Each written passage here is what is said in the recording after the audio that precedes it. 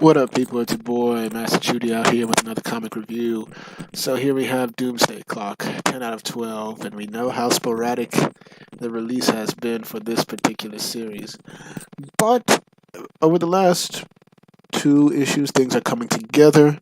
We see that Dr. Manhattan is revealing pretty much what he's been doing in the DC Universe. We saw in our last issue our heroes tried to take down Dr. Manhattan, and they were all defeated as we all expected because Dr. Manhattan is a freaking OG. Anyway, we see that this title picture right here is just, he plays a prominent role, this actor. But anyway, yada yada yada. So we just see the usual. It's just a TV set right here. The art's always fantastic. So we see that Dr. Manhattan the Blue is like saying 1954. Carver Coleman is on the set of the adjournment shooting the final scene of this movie theater. Saying it's nearly 2 o'clock and he hasn't made it through one take. He tells his directors he has a headache. And then June 1st, Carver Coleman reads a letter threatening to expose his darkest secret. You see that on March 19th, 1952, the 25th Academy Awards are held at the Arcoe Pantages, and it's supposed to be televised. Then June 9th, 1954, Carver Coleman is dead with a caved-in skull, and the maid finds him. And then 4 days later, Manhattan's standing at his grave, and he says he feels nothing. So he rewinds back, and we see that. Carver Coleman's complaining about his headache. People are saying he's on drugs. So he goes to the bar. We see that Dr. Manhattan's watching him. And he leaves it down for a bar. And he's waiting for his blackmailer to show up, which is his mother, who comes in. And she's like saying, I'm blackmailing you. I don't want to. I only want to protect your life, but it's going to cost you. And then he's saying, let's do this somewhere else. Then we just see them back 4 hours ago. Dr. Manhattan's just watching this guy's life unfold. And we just see him say, worlds live, worlds die, nothing lasts forever. Which gets into what he's about to do and what he's explaining himself as. Oh my gosh.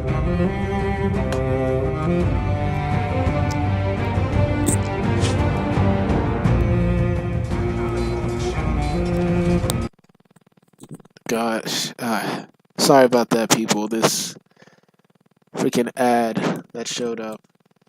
But back to the matter at hand.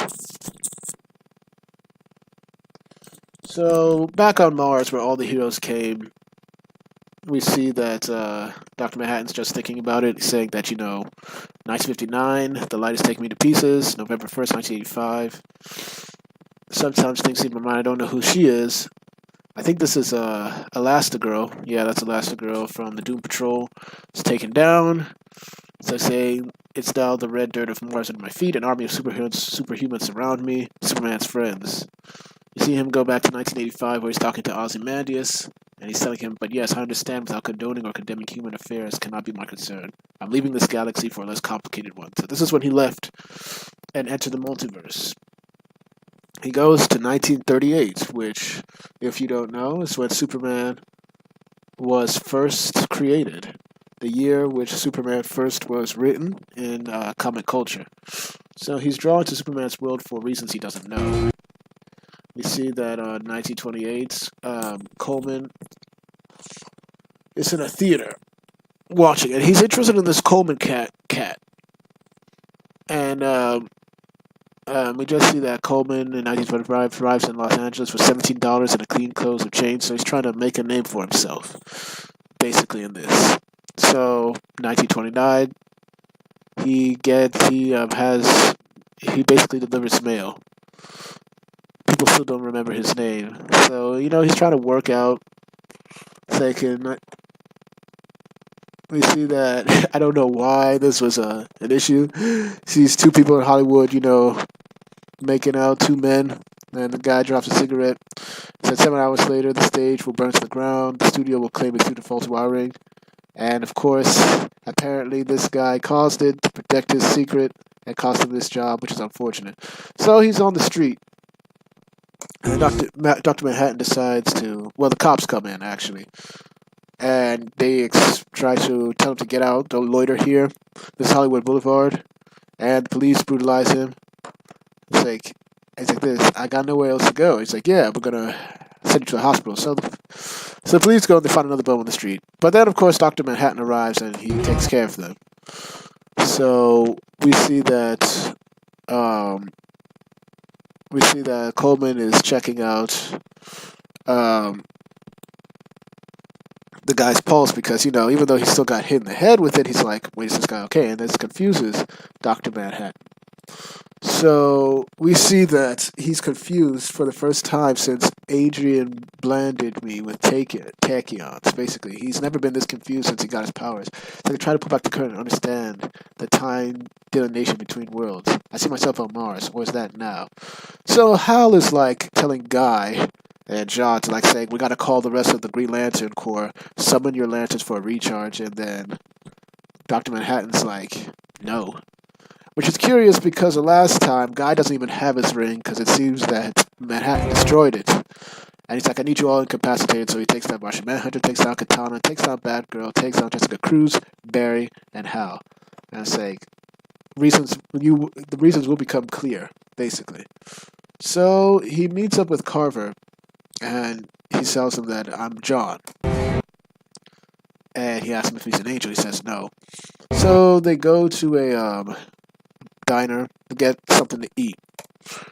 We see that they order just a bowl of soup, and Carver is trying to examine him. It's like, it's April 1938. I feel like I'm walking through a fog. I try simple exercise to look 3 minutes into the future.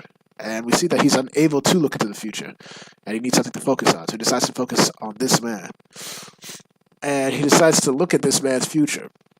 So right now, he basically talks to him like, I don't understand. We see a year later that he got the part in 1939. I got the part right alongside Gary Cooper. Can you believe it's called The Westerner? How did you? And we go back to 1938, a year directly, saying that he doesn't know whether he's an angel. Are you God? And, he continues to look through this man's future again in 1943, in 1952, then in 1954. And then we realize that 1 year from now, in 1955, he realizes that he's going to be dead. And he's like, what is that? It's like, what does that mean? It's like, it just means that. It's like, no, I want details this time. You can't do this to me. And so in 1955, he dies. And then he says, for the first time since 1938, I sit alone. But then he goes back, and he's like saying, I never thought it'd be this hard finding my way. Sometimes I think I should give up. It's like, John. And then he decides to tell him.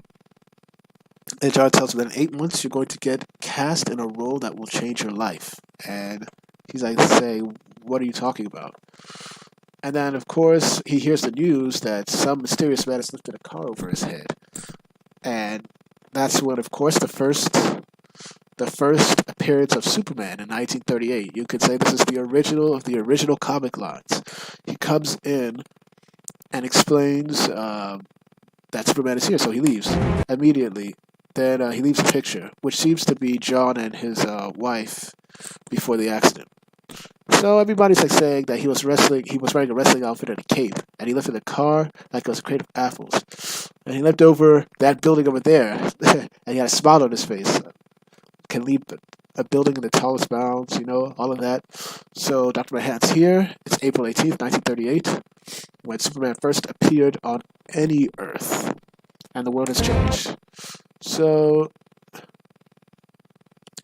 he's talking about how, there are many different, the multiverse, he's just explaining it. We see Superman. We also see it's 1940, and we see that Alan Scott grabs onto the Green Lantern, where he becomes technically the first Green Lantern. And he sees his power.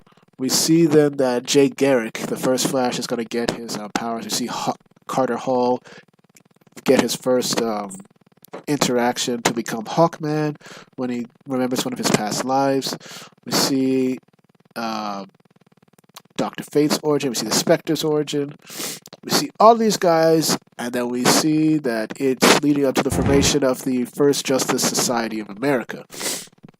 And they're thinking about, inviting Superman to the Justice Society of America. And, they're all talking about, no, we should get him to join. Maybe he thinks he's too good for us. And they're saying, yeah, he's a busy guy. So it's good to see, this old-fashioned crew of heroes, discussing things. And they're talking about how Superman was an inspiration to them. They call me the Flash. I outrun bullets, even Call of Feud. It's like, well, read the papers, Flash. Everyone knows who. We know who everyone is. And I see you're starting staring. I might not look much in person, but I trained with old Joe Morgan himself. Ask me. We don't need a Superman. We got Green Lantern and his magic ring. It's like, I hear it can do anything. So it's like, I'm not sure it can do anything. Though this ring is and its lantern did save my life. So we see that they get a picture. This is Johnny, and we see that I'm not sure what his name is for those who are like comic buffs, but we see he has powers and they want to fight Superman. And no, they just sort of take pictures, and then Dr. Manhattan. It's like Dr. Manhattan is here, and we see that it's November 1940. Green Lantern has never heard of Superman. No one has. Where is he? So he's starting to realize that, things are happening in this multiverse. And he goes back to meet Carver. It's 1948. It's like, there you are, Joe. How are you? Did you see my new Dusk picture, Murder at Home? It's a real doozy. I was like, I don't have much interest in fiction. I can't thank you enough, John. Everything you prophesied has happened. You've given me so much hope over the years. And then John asks, have you heard of Superman? And he said, no. And he just asked him, what's in store for me next year? And he and John leaves. So he goes to the Kent farm. That's when he sees that in 1956, they decided to reboot Superman. So it's a different, how they always keep Superman at the present. Well, it seems that Dr. Manhattan has always been subtly influencing events at the time. So we see that in 1956, as opposed to even earlier than 1938, a spaceship falls down. And of course, they can't find them, and we all know the story. Then it happened again with, it's like this happened again. So it's like Superman is no longer first seen in 1938. It's 1956. No, then it happens again in 1986, where this is probably the most recent iteration of Superman. And it's 1956. So this is him as a teenager. So it's clear that it's landed again, and he's seeing that the rivals are changing again and again. And he's saying it can't be true, so he's just going through all the different versions of Superman. And he's seeing that something's happening, that the DC universe keeps rebooting itself. So he doesn't understand this universe, and he's just watching. And this time it's 1949. He sits by his parents' bedside, and they pass away. This is when Jonathan dies. Then it's 1956, and he visits the grave of his parents. But then it's 1986, and his parents are still alive. And then years later, in the 90s, his Jonathan Kent dies in his arms, like most things. Like, I begin to believe I misinterpreted what this universe actually is. I look to the future, following Superman's trail of influence. How can one man affect so much, even thousands of years from now? And we see that this is him in the 31st century with the Legion of Superheroes, Cosmic Boy, Lightning Boy, and Saturn Girl. And they say that your mission and everything like that. Okay. So this was the original Legion of Superheroes. And this is a younger Clark who just started out as Superman. And Dr. Manhattan's realizing that this universe is much more than it appears. It's all connected to him. So he's trying to figure out why Superman is at the center of this universe. Forces such as the Anti-Monitor and X-That have been responsible for the shifts of Superman's timeline, taking into account the infinite crisis of worlds and everything else. And we see that this time around, he decides to take away Alan Scott's lantern, and in that turn seems to erase Superman from the Legion of Superheroes. Alan Scott dies. He's never heard of Superman, but which creates a certain shift in the timeline or universe, multiverse. It's like, as I watch reality come crashing down, I realize that this universe is not part of the multiverse as others believe. The multiverse reacts to this universe. There are endless parallel worlds, 52 dark multiverses, all created by changes to this universe, Earth Prime, I believe. This universe stands apart from the multiverse. It's the metaverse, and it's a constant change.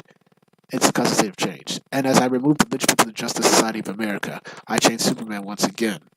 So he ended up messing with the universe.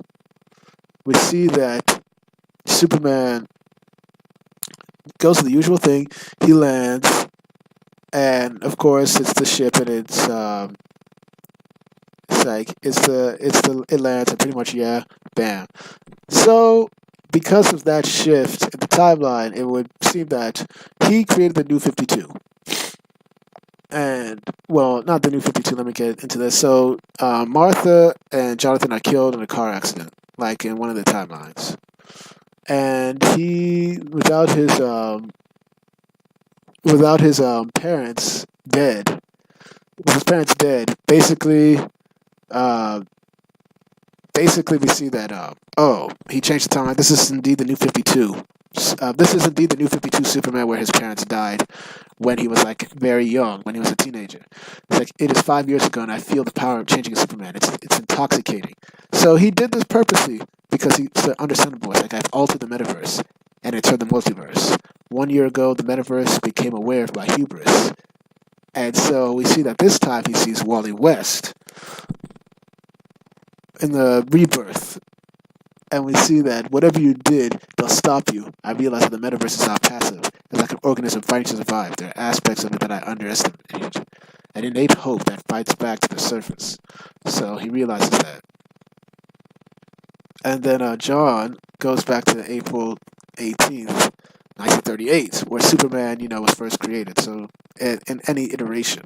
So Carver's like, tell me what you see. And he sees that he fights Superman. And once again, he either comes to the conclusion he destroys me or I destroy the metaverse.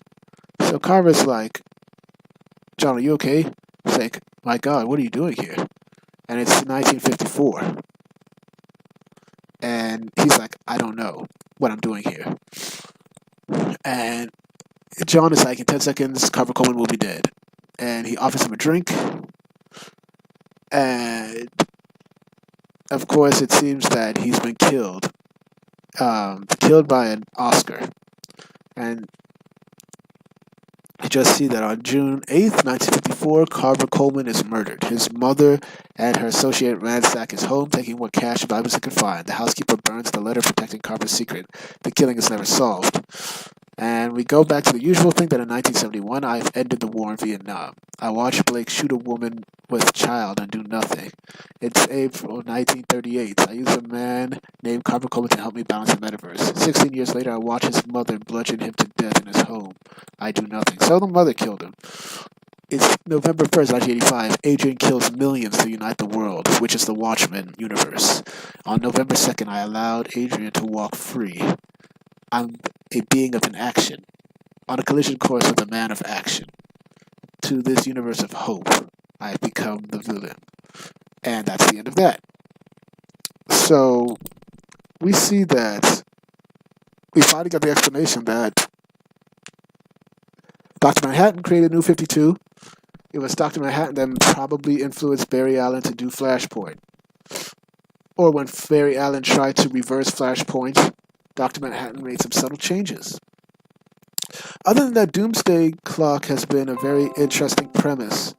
It doesn't help that it's drawn out. It would have helped that it came out, whether it was every 2 months or every month, instead of, its sporadic changes. We're in 2019, and this came out in 2017. Incredible.